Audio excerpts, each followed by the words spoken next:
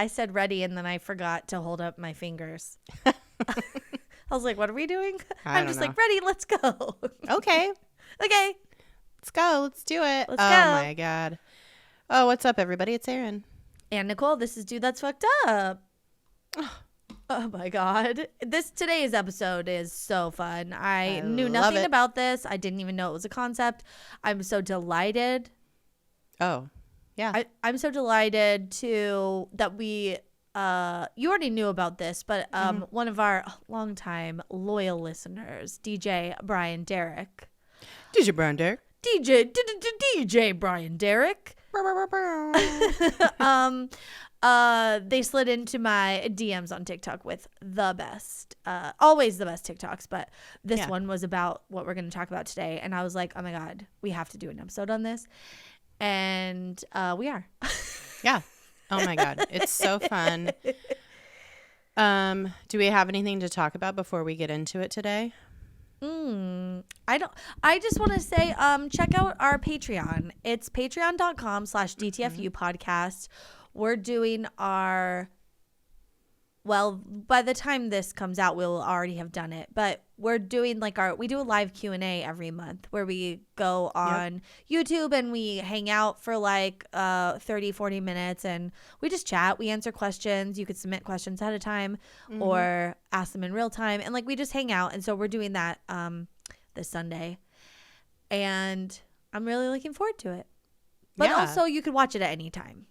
Yeah, they live there all the time on our Patreon, so check that out. That's one level. We also have a Discord on our Patreon that is connected to that, which is really fun.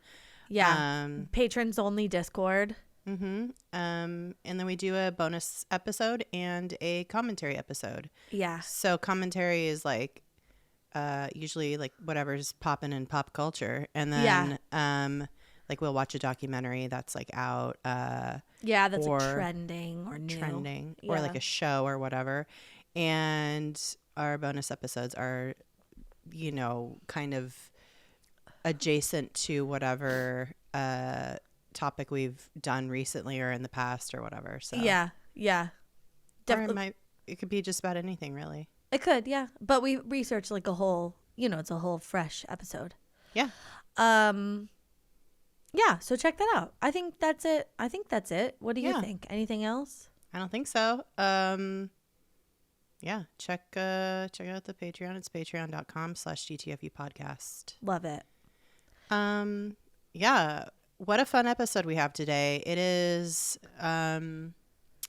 my. What a world we live in. It's honestly just rich people fuckery is how I would best describe it. It is the privileged of the privileged.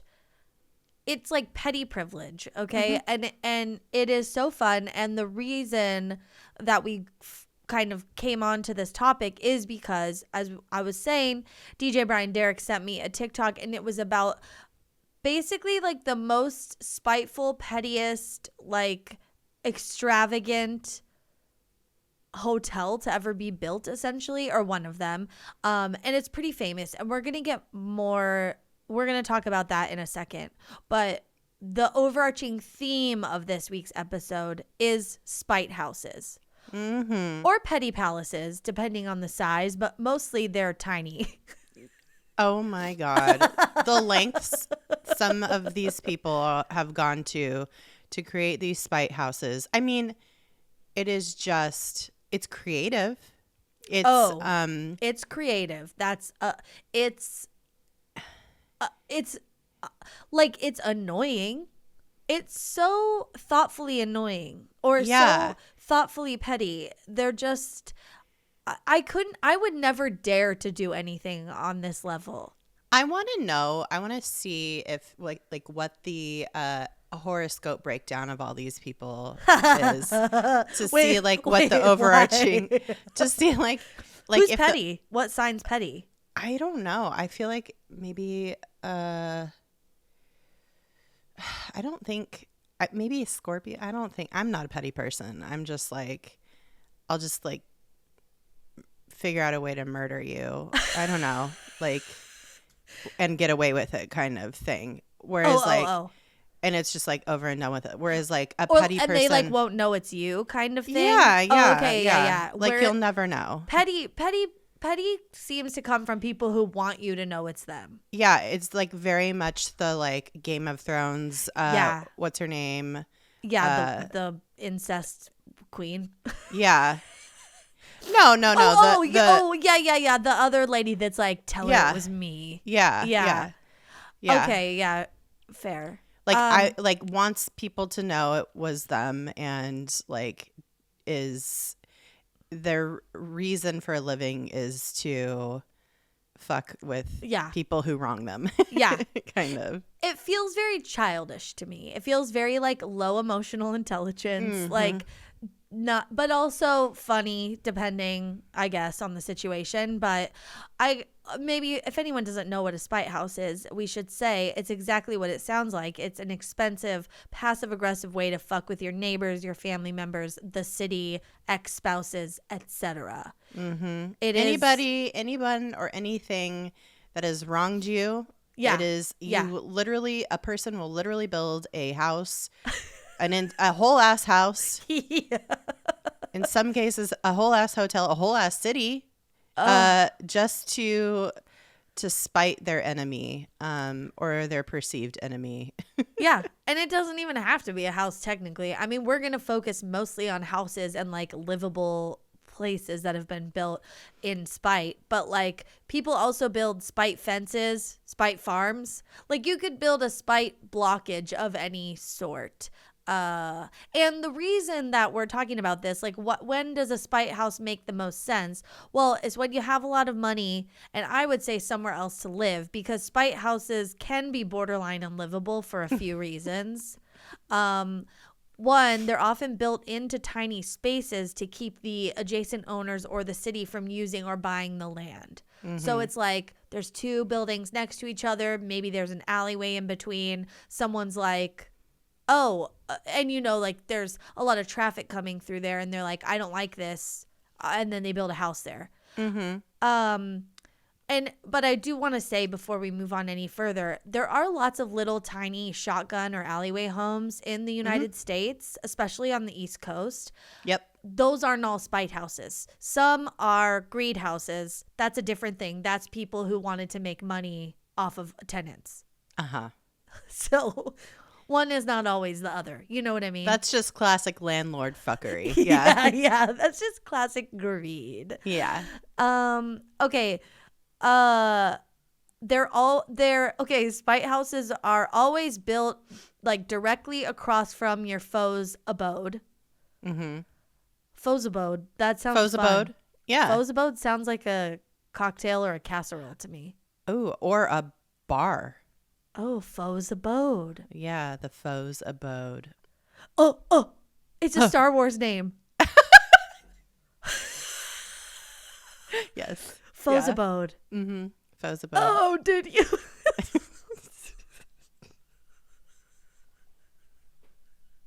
Oh no, is this a Star Wars impression?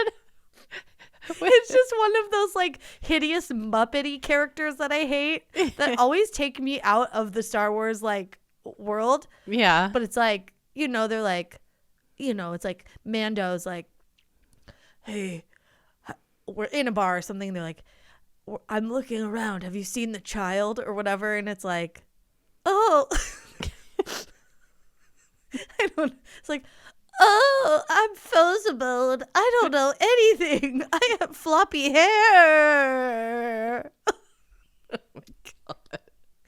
Sorry. Oh, bitch. Okay, I don't know if I've talked about it on here, but Erin knows Pete and I play a game called it's like names in Star Wars. Oh, we did it like a few episodes ago. Okay. So everybody knows. Okay. Yeah. Okay, so they're built directly across from your foe's abode.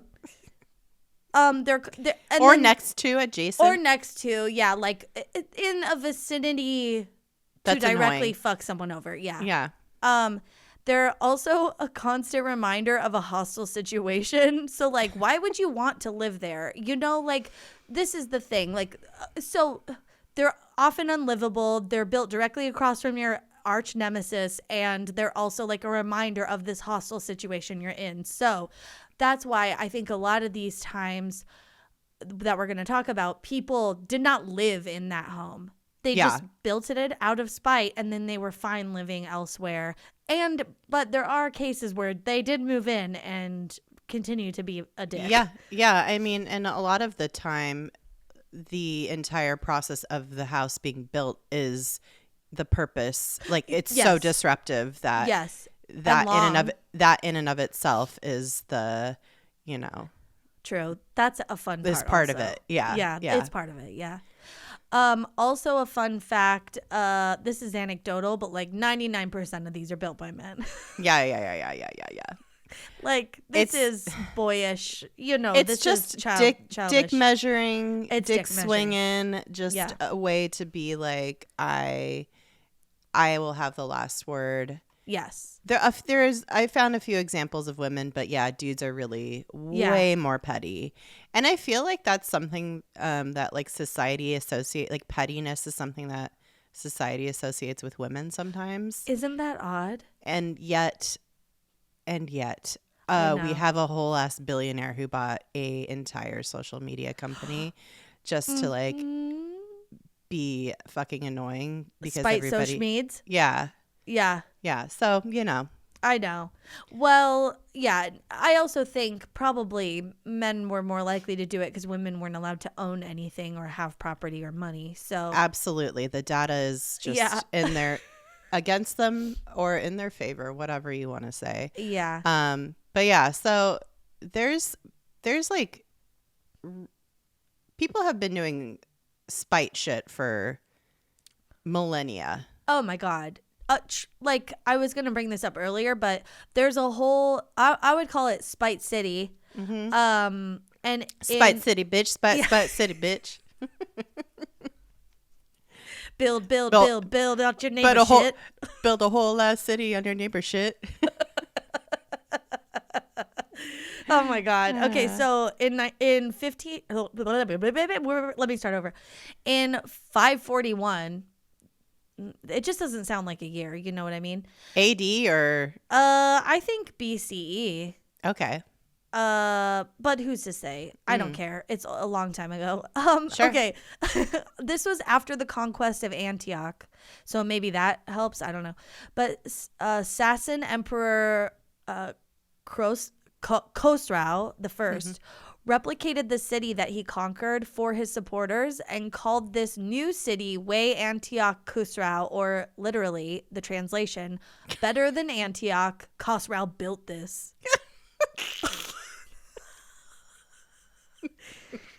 He fucking conquered a city, went next to it, built a better version of it in his opinion, and then all the people that were on his side, he moved them into the new, better one. And then he made all the people he captured live in the old one. It was like, fuck you, losers. You live in the old, grosser one. Yeah. It's like you remodel all your bathrooms and then leave the gross one for your teenager or something. I don't know.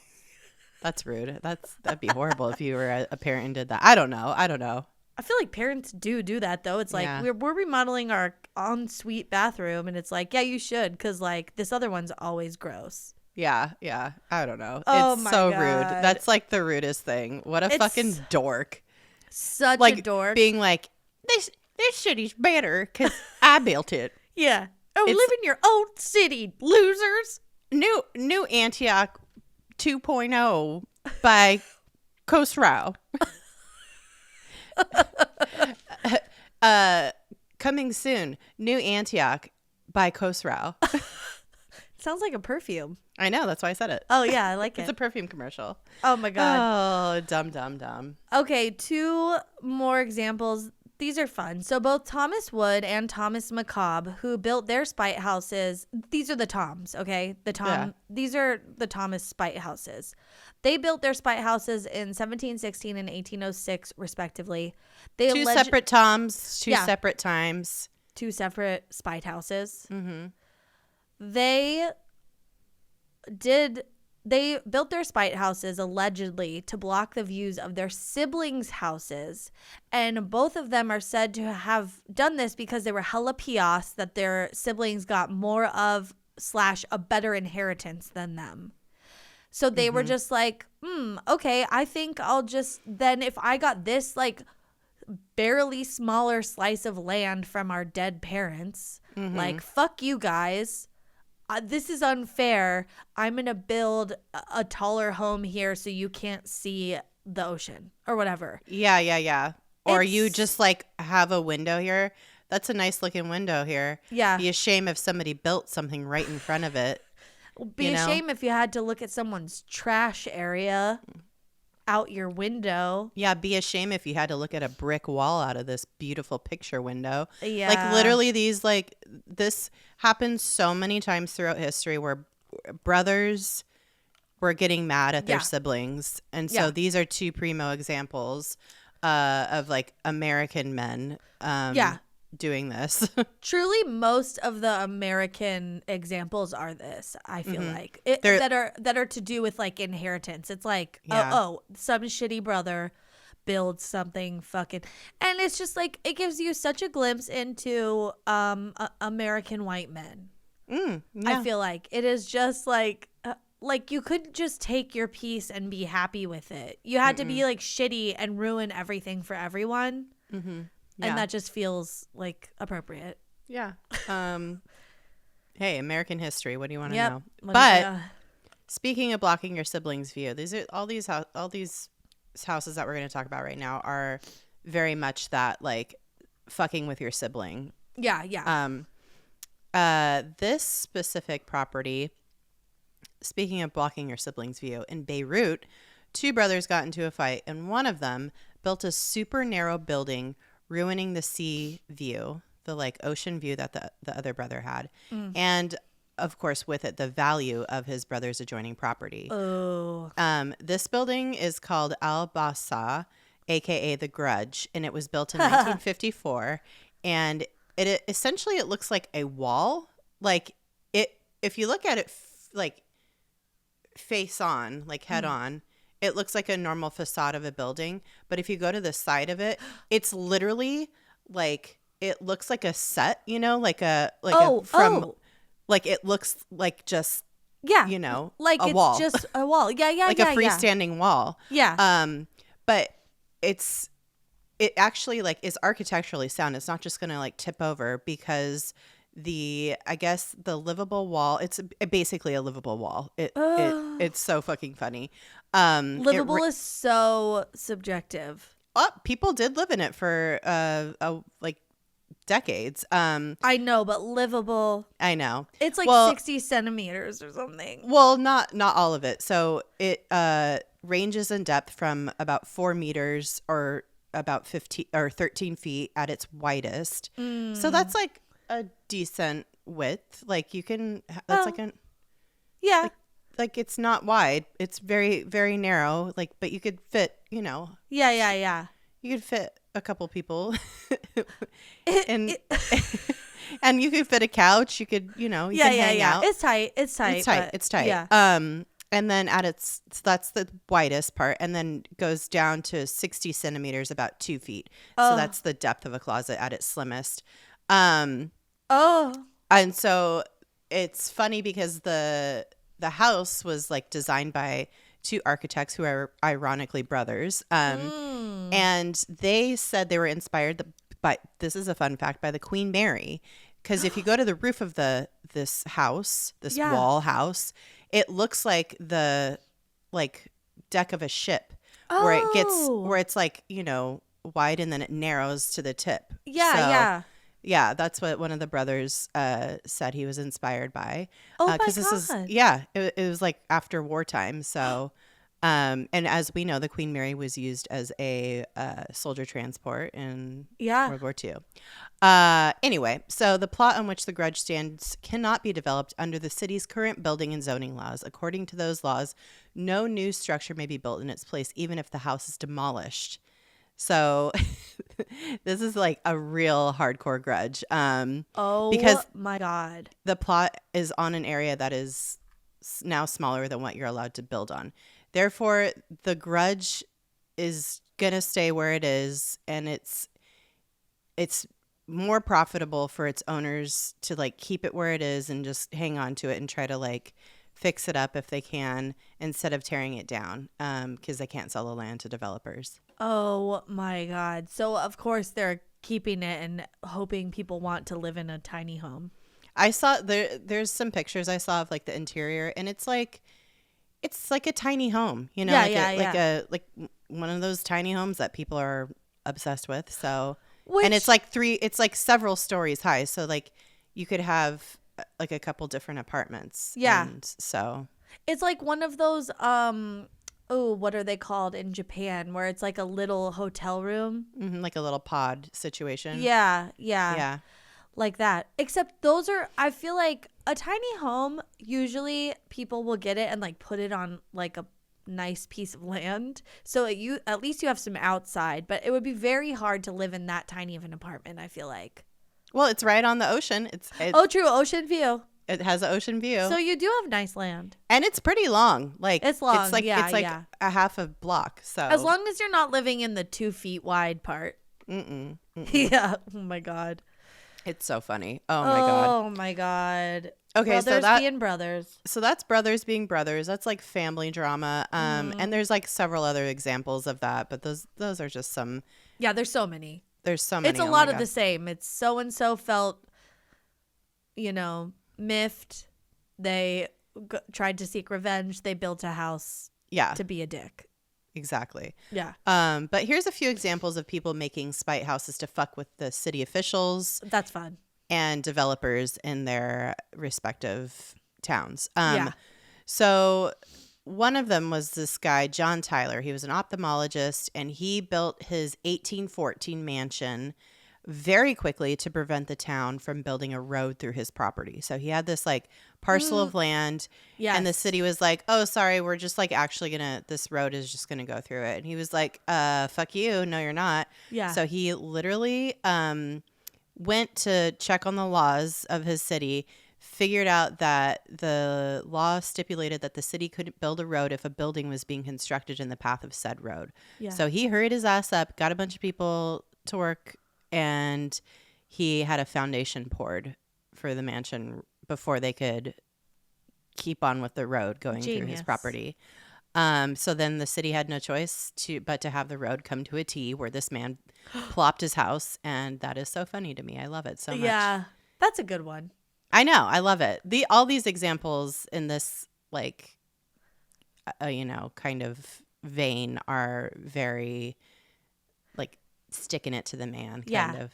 And sort of, because they're very wealthy people. Like yeah. They own a bunch of land, and they could just like build something overnight. Afford to be like, I'll pay you double what you were working on this job site if you come and build this foundation for me right now. Yeah. But I do like how smart it is. It's like they were able to find a workaround. You know what I mean? Oh yeah. I mean, listen, that's the thing. That's the thing with being petty. It's work. It's work. It takes a lot of work. Yeah. It's work. It's effort. And so another John in the late 1900s, he was a developer. This guy, John Randall, he hated the city planners who wanted to have his booming village of Freeport laid out in a grid system. He's like, fuck that. How boring. Which is like, calm down, dude. It actually like works really well for everybody. So chill. So he was like, fuck you guys. I'm going to build my house like an asshole. And he put his house on a triangular plot. And he built it. I guess this is called the Miracle House because it was allegedly built in a single day. And I don't know if like they built the whole house. I could see them framing a whole house. Yeah, like raising the walls in one day. Like, yeah, there's no fucking way, man. Yeah, no, like, there's no way, especially back then. Yeah, I feel like maybe they framed the house in a single day. Yeah, but even then, because this is like kind of a big house. So yeah, I don't know how I feel about that one. And it's a triangle. Well, it's on a triangle plot. Oh, but the house. So it's like if you look at the the overhead of this city, Freeport. Yeah. It's like everything's a grid system, and then there's this fucking guy like just and all the roads like get all cattywampus around him. Oh my God, that's funny. I know. Okay, so that guy's kind of an asshole. Like, yeah. But still funny. Okay, this example is actually pretty fucking funny. This is like giving the grandpa from Up. Okay. Where he's like, no, you can't fucking build. You can't tear my house down. Yeah. This is a guy. So when the Austro-Hungarian Empire took control of Sarajevo in 1878, they started like putting up new buildings, like doing all kinds of new construction. And they planned a new town hall on the banks of the river Miljacka. There was one problem, though. There was a man named Benderija who lived by the river, and he refused to leave his home. Eventually, though, he cut a deal with the planners, and he said he'd leave in exchange for a fucking sack of money. Yeah. And he made them promise that his home would be moved brick by brick to the opposite bank of the river. So he's like, all right, yeah, I'll move if you rebuild my house brick by brick. And so they said, okay, here's the money, and we'll get started on rebuilding your house brick by brick. He literally sat every day at a nearby bridge, smoking a cigarette and watching them do the reconstruction of his house every single day. Oh my God. And he's basically, this man became like a folklore of like Bosnian defiance, like, and stubbornness, like in a good way. Yeah. So like people like love this guy. He's like kind of like a folk hero. And God. I guess now the house is home to a restaurant, and it's very popular with tourists. So good for him. Oh my gosh. So they rebuilt it for him, and he watched, and they did it. Yeah. Wow. I love that. Yeah. That's like a very different type of spite house. Yeah. I mean, it's a spite house just to like that he actually had somebody else build. It's like, which is even it's like more and he than got spite. Paid for it. Yeah. And he got paid for it. That guy fucking rules. Honestly, my hero. Dude, yeah, like he was a master negotiator. It's a negotiation house. Yeah. It's a masterfully negotiated house. Like, wow. It's a persuasion house. How? Because like he really, and also it's a testament to being stubborn. Yeah, because he really had to wait it out. He had to be like, nope, and then had to like be comfortable enough to be that annoying and stubborn to people who were like kept offering him more money. He's like, no, like he knew what his goal was, and he stuck to it. Man, we should all take a lesson. I love it. Get what you want. Yeah, hold out for what you want and what you deserve.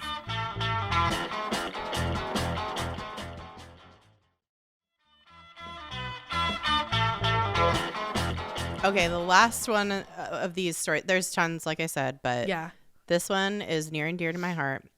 John Hollinsbury was a real cranky. We had another cranky grandpa man here. Yeah.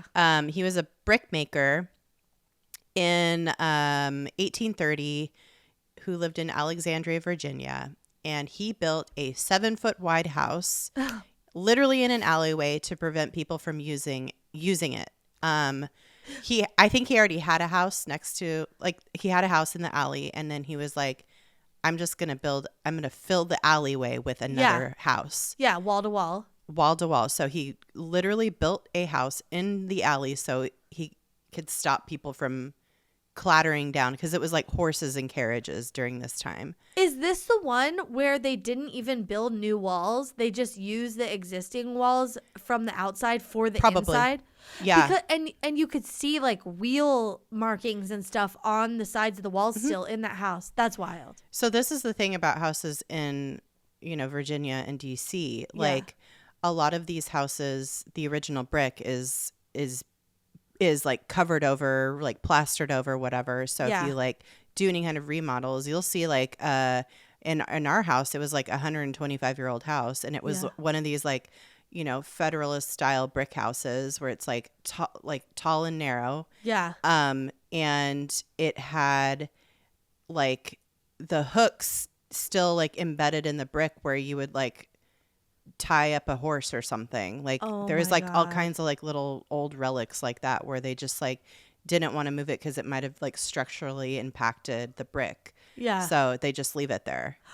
Isn't that crazy? Weird. Yeah. So yeah, this man, I think definitely definitely used the walls of the alley of each of his house and then the house on the other side of the alleyway. Yeah. And then just like popped a fucking front wall, back wall, a couple windows and a door and good to go. And yeah, he that is like the spitiest of spite houses just to like get people to stop using your alleyway as a toilet, I think. I can relate because I used to live on an alley. On an alleyway toilet. Yeah. And so, but a fun fact about this one is I used to work around the corner from this house. So I've seen it in real life. And it is so cute. It is the cutest, most adorable house you've ever seen. It's just like a perfect little teeny brick house. These are so cute. I know. Yeah. Oh my God. Okay. So we mentioned that like women didn't really get involved in this, but we did have a couple of examples. Yeah. We have a couple of examples, and I wanted to talk about one that I think is so funny and cool. Okay. Yeah. So when Irish-born Karina Kavanagh moved to Buenos Aires, she had a love affair with the firstborn son of Argentinian aristocrat Mercedes Castellanos de Acarena. And Mercedes was not happy about her son with this woman. Why? Because she was like a white lady, maybe because she was poor. No, definitely not because she was poor, because this bitch was rich, but she was the wrong kind of rich. She was new money. Rich, nouveau riche. We don't like it. It is bad. We hate it. Yeah, it is not très bien. And so she, or très bon. So she fucking put so much pressure on Karina and her son that they could not take it. They split. And then Karina was upset. Like, you know, a woman scorned. You know what they say. And so she waited until Mercedes went on vacation. And then she bought a piece of land that Mercedes was in the middle of purchasing to develop. And it was a plot of land that was in between the family estate that they all lived on and their private mausoleum. It was like a private church / mausoleum. This is in Buenos Aires. So this land, I think she honestly bought it so it couldn't be developed on, because the estate had like a beautiful view of this mausoleum. It was like in a town square, blah, blah, blah, whatever, like very beautiful. So Karina Kavanagh fucking sold a bunch of her shit, like her other land in other places, a bunch of her things. She doubled the offer that Mercedes had made, and she got the land and just started developing while Mercedes was on vacation. And she built not, you know, in the full time she was on vacation, but she ended up building a 30-story concrete Art Deco building just to block Mercedes's view from her home of their private mausoleum. Okay. That is like so petty. Like I cannot. I love it. I love it because it's like the mom was meddling in love, you know? And it's like, dude. And it's like, just get your fucking nose out of other people's business. Let your children make their own decisions type thing, you know? And this Kavanagh lady was like, no. You're not gonna fuck with me, and if you are gonna fuck with me, you're gonna find out. Fuck around, find out. Yeah. Oh my God.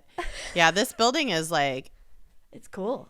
It's very cool, but it's like stark because it's just like it's not 30 stories, and it's just like plopped in the middle of these two like parcels of land. Yeah, it's like almost wedged, and then also it's like fully a concrete building, like reinforced concrete. It's oddly shaped. It's very like, also she didn't care if it was like ugly. You know, she had someone design it, but it's like all like like it doesn't look Art Deco kind of like the Chrysler building or anything where it's like very even. It's like all cattywampus, and but she didn't care. And it's luxury apartment buildings now, and there's no two same layouts. I love Every that. single apartment is different because it's a fucking mess. Yeah, because I think she probably was like, yeah, like make it like not pleasing to the, like not in the style at all. Like she probably knew that her ex, her traditional ex's mom, family, old money, would hate nouveau Art Deco. And was like, bitch, I'm gonna make this exactly everything you hate. You hate nouveau riche. Here's some Art Deco in your face. Like, like truly, that is like a very nouveau riche thing to do. I love it. It is, but also I love it. And also I love that she like didn't even care that she had to sell a bunch of shit and like wasn't even gonna be super wealthy anymore. It's so funny. She was just like, God. I don't care. I will be poor and live on the street. I need to do this. Oh my God. Okay. Bless. Here's another story that's fun. Okay. This is, it's, the origins of this story might be a little muddled, but basically what happened was, back in the 1920s, a judge awarded a separating couple's house to the husband, and the wife had to settle for like, basically the judge was like, here, you could have this little garden plot. What? Yeah. Like it's so fucking rude. Like basically that was like the way live that in the shed. They're like, yeah, this is like this is what you're entitled to. Ugh. If you want some land here, you could have this. And so this is in Seattle, and it's called the Montlake Pie House. And so what this woman did was she constructed a house on this sliver of land that's like an oddly shaped, like kind of garden plot, basically. And she made a pie-shaped kind of house where it's like the same thing of the house or the wall, basically, that those two brothers got in a fight over in Beirut. Yeah. And it's like starts out like kind of a normal width, and then it like it goes into like a pie shape, into like a slice of pie. Like a slice of pie. Yeah. Oh my God. Not a round shape, a slice of pie. Oh my God. It's like basically a triangle. Yeah, exactly. Oh my God. So there's like a tiny room at the very end of it that's only like, you know, it's like you could put your hands out and you're touching the walls. It's like barely a meter. That should be where the shower is. Like barely a meter and a half. Yeah. So I think it's like I actually think that's the like laundry room or something like smart. That, or a mud room or something. Yeah. So that's very funny. Yeah, you like look at the facade of it. It looks like a normal house, but then you go to the side and it's just like a teeny little. It's so funny. I love it. Then another one that's very funny. This woman, this is in London, by the way. Like I was reading all kinds of like articles and stuff, and there is one about how like a very snarky like British writer wrote about how all the spite houses are in America because we're horrible and our laws are horrible. And while that's true, there's something to be said for there are spite houses in other places in the world. Okay. Yeah. Like yes. And also, like people everywhere are petty. Yeah. So, our rugged individualism has not done us any favors, but also this shit was popping off in 541. Exactly. It's, you know. So here's an example of a place in London that's a spite house. Okay, good. So this woman who's a property developer, her name is Zipporah Liesel Mainwaring, and she gave the facade of her house a red and white paint job. Basically, it's like it's candy stripes basically. Oh, yeah, like red, white, red, white. It looks like a circus tent, kind of. Oh, yeah, or like a fumigation tent. Yeah, exactly. It looks wild. Okay. She did this because it's in Kensington. So she did this to her townhouse after her neighbors objected to her plans to demolish and then rebuild the property. So all these houses are like right next, like they're connected basically. And so if you demolish one, it's like a lot of structural engineering and like structural shoring up has to be done. It's a lot of money. It's a lot of disturbance. Yeah. And so her neighbors were like, please don't do that. And she's like, all right, fine. And then so she did this to it. And then they finally, I guess she did finally win permission to demolish it. Oh, really? Yeah. Oh, okay. So people were just so like, it's like an eyesore. It's so bad. Please just tear it down. That feels very British.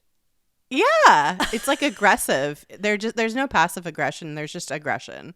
Yeah. But also the fact that they like were like, fine, like you get your way. I don't know. I feel like I still would have held out. I would have been like, fine, it's ugly. Yeah. Oh my God. Okay, well, we can bring it back to the US for this next one, which is maybe the most expensive spite palace to ever be built because it created like a chain reaction of spite palaces. And it was very, very rich people doing this fuck shit. So, okay. This is a great origin story, though. I love it. It's so great. It makes me love this place more. The TikTok that DJ Brian Derrick sent me is all about this place and like more things about it. It's a very fascinating thing. Maybe we'll do a bonus episode on this hotel at some point. But, okay. This is like a hotel origin story, and it's a good hotel. So William Waldorf Astor, he was, his father died and left him his mansion. And this was in New York in, I think, the mid 1800s. And, like early to mid. And so, his father died, left him his mansion in New York City. And it was right next door to his aunt, who was Carolyn Webster Schmemmerhorn Astor. I think this was the Gilded Age. This might have been like right at the turn of the century. Yes, it's very Gilded Age. I don't know if this is the same Astor that we're learning about in that show. It is? Okay. I think so. There's multiple, I think so. But this makes sense. Okay. The son and his aunt are they're not having a good relationship. And instead of living in this mansion that the father just left him, he's like, you know what? No, I don't want to live next to my fucking stupid ass aunt. She's annoying. And she's very old money, judgy, don't like her. I'm going to move out of the country. I'm going to like move back to Europe. And instead of leaving the mansion there, I'm going to tear it down and I'm going to build a fucking hotel. This is so fucking funny. It's so funny. He built a whole ass 13-story hotel. I think it was 13 stories when it was built. And it on the corner of 5th Avenue and 33rd Street. And his idea to do this was because she was like so fucking hoity-toity. Yeah, like just like highfalutin that she was like such a bitch about it. He was like, I want to ruin the neighborhood for her, so I'm gonna put a fucking hotel and I'm gonna let any commoner that wants to come stay next door to her and I'm gonna make it nice, and I'm gonna have a bunch of people all up in her business, and I'm gonna ruin this neighborhood. Talk about new money, bitch. Like the whole building, the whole facilitation of creating the hotel brought in workers. Nuisance. You know, for years. For her, that's just like, what is this worker doing here? Like, you know, just a full fucking snob ass bitch being just blowing the her whistle every day. All the guys Having are her out at lunch. whole life interrupted. Yep. Yep. Mm-hmm. Yeah, Yep. she hated it. Yep. And not to mention when it was finished, it towered over her home, and he didn't build a single window on the side facing her home. So it was literally just a giant brick wall. Like that was her new view outside that area of her home.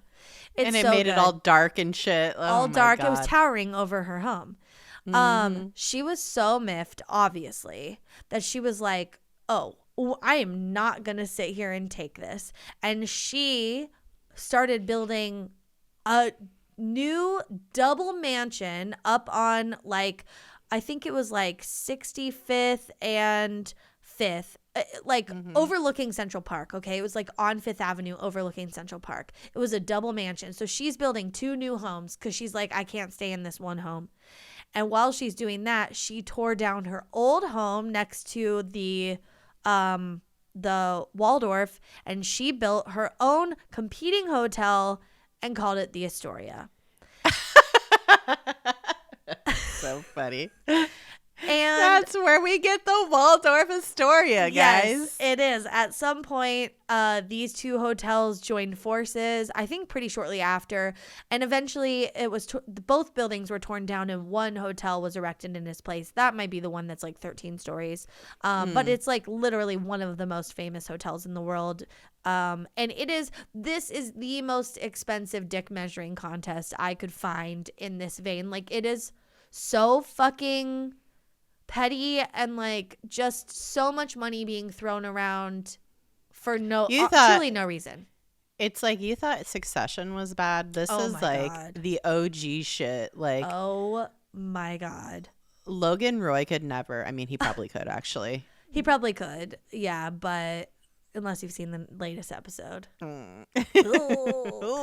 Spoiler alert. Oh my God. Oh my God. It's so good. No, this is for sure something he would do. I mean, he was doing this stuff on the show. You know what I mean? Mm-hmm. And rich people, like, I just feel like rich people in power want to stay in power. And like at that time, land ownership was powerful. Having a big home was powerful. Like these were all I mean, it still is. It still is. But it's like, still is. But it's like even more so just the idea of using your property to, you know, enforce a hierarchy. Right. Was the way it worked. And so like these, like the example of the Waldorf Astoria, the fact that she like could not abide living next to a hotel, but was like, oh, but actually that's a good idea to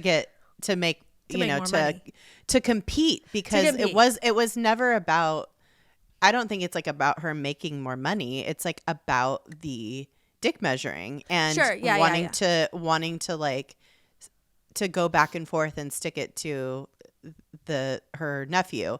It's just it's almost like a sport for people that have this much money. It is. Know? I feel like it's probably more of a sport in places now that are getting developed. Like obviously in New York City, the resources are finite. The land is built on. Like it's hard at this point to do stuff like this. But if you go to like, you know, fucking Montana or places where rich people are buying up big pieces of property, this still happens. Like people are building bigger and better houses next to each other, and you know, like building out people out of, you know, certain areas, or you know, putting up things so that there are restrictions in place and they have like safety measures and all this stuff so that no one can build right next to them, or you know, it still happens, but to this degree I don't think so. Like I don't know. The whole thing is just wild. Fun. The amount of pettiness that you have to like the energy that you have to have to like, and the money and the resources to have done all of these things. My God. Spite houses. What a trip. What a treasure. I love it. I mean, there's nothing funnier than watching rich people fight amongst themselves. You know? Yeah, no, it's great. And honestly, like, it's too bad in some of these instances they didn't just like ruin their inheritances. Like, they kept being very wealthy. I mean, yeah, like the name Astor, this woman had so much money. Her name is still on everything in New York. Yeah, You know what I mean? Like, it's wild. And it's too bad you didn't watch them just destroy each other. But it's still fun. And we got the Waldorf Astoria. And I kind of was skimming like more about it. So I don't know if this is true. But up until this point, at least, it may be one of the first hotels where like people started to gather for like socializing. Which would make sense because she was a socialite. So like that may have been something she did like in her own hotel and like made it a space for that, because up until that point people didn't do that. It was just like you stayed in your room and and you literally like you had your home for this. This is why it's like offensive to her on a different level, because the concept of a hotel in and of itself is because you don't go, if you're a rich person, you don't go and stay in a hotel. No. You literally have your own home, or you stay with another wealthy family. Right. That has a ton of space. That has multiple rooms. Yeah, exactly. And so like the concept of a hotel is like lowbrow to her. Yeah. Yeah. Even if it doesn't matter how nice it is. And so it's just very, very funny. It's like everything against her sensibilities. It's like her nephew knew exactly what buttons to push, and it's so funny. It's so great. It's like very specific to rich people. Yeah. But it did help usher in, like you said, this kind of new era of like people socializing. Yeah. Because once those two hotels were built next to each other, there was like this middle area connecting the two hotels that eventually became this like, it was like fine. New money, old money didn't fucking matter. If you had money, you get to play. It's so cool. And now like, and then another fun fact is that the Waldorf was the first hotel ever built, I think, specifically in the US, but maybe anywhere at that time period, that had a bathroom per room. Mm-hmm. Whereas before, hotels were, you had a room, but everybody shared the bathrooms. Yeah, so, it was more like a hostel kind of situation. Yeah. And that's just how things were at the time. But kind of fun. Yeah, like and now we have this cool, very cool hotel that I have a very fond memory of drinking in the bar, the Bull and Bear at the Waldorf Astoria with my uncle and a guy that worked with my grandpa and my uncle and my dad for like a super long time. They came to New York when I lived there once, and my grandpa took us out to dinner. That was the night we met Bloomberg. And anyway, I don't know if I've ever told this story. No. Oh, okay. I'll tell it some other time probably. But anyway, after that, my grandpa and my grandma went to bed, and then me and my uncle Jerry and Jim, this guy that like worked with my dad and my uncle for a super long time, we all went to the Bull and Bear and had a cocktail, and it was so fun. Fancy. What a time. I know. It was really fun. Yeah. What a good memory. It was good. Yeah. So, it's a great hotel. Very beautiful. Also, though, very outdated looking. Now maybe could use a refresh. Sure. But maybe that's the charm of it. Yeah, it's charming for sure. Yeah. All right. Oh my God, so funny. I love it. Funny. But yeah, there's so many examples of this. Definitely read all about it. It's so funny. Do you know of any neighborly spite fences or houses in your neighborhood? Walls. Spite walls, spite garages. Also, I would like to know what people have done. Like what's the pettiest thing someone has done that would compare to this? Like you were saying. And also, what's your sign? Because I'm just doing some research. Yeah. What's also maybe you just know the pettiest sign. Like, just tell us what is the pettiest sign known to be. Because we're unsure. I don't do petty things because I don't like to waste my time. You're an Aries? I'm a Cancer. You're a Cancer, yeah. Yeah, I don't have time to be petty. Yeah. I'd rather, and if it's not working towards something productive for me, it's like a waste of time, but some people revel in that. Yeah, as a Scorpio, if you're not going to pay attention to me, or you're not going to like do what I want you to do, I'm not going to waste any energy. Yeah. No, totally. I get it. All right. Oh my God. Anyway, okay, well, love us on social media. please, we need attention. Or whatever. I don't care. I don't care. If you don't like me, that's not my problem. It's your problem. Just kidding. We already know you like us and we love all of you. So it's like, it's already working. We're already in it. But yeah, social medias at DTFU podcast. We already mentioned our Patreon in the beginning, DTFU, patreon.com/DTFU podcast. Yep. Go to our website. It's dtfupodcast.com if you want to just go to one place. Yeah. And find all the things. Yeah. And there's merch there too. So that's fun. Yeah. It's almost summertime or it's springtime. Sun's out. Get a hat. Protect your face. Yeah. Oh, good. You still wear sunscreen, but a hat is really helpful in doubling up so you don't get burned on your face. That's right. Yep. Okay. Well, stay excellent to yourselves and each other. Bye-bye. Bye.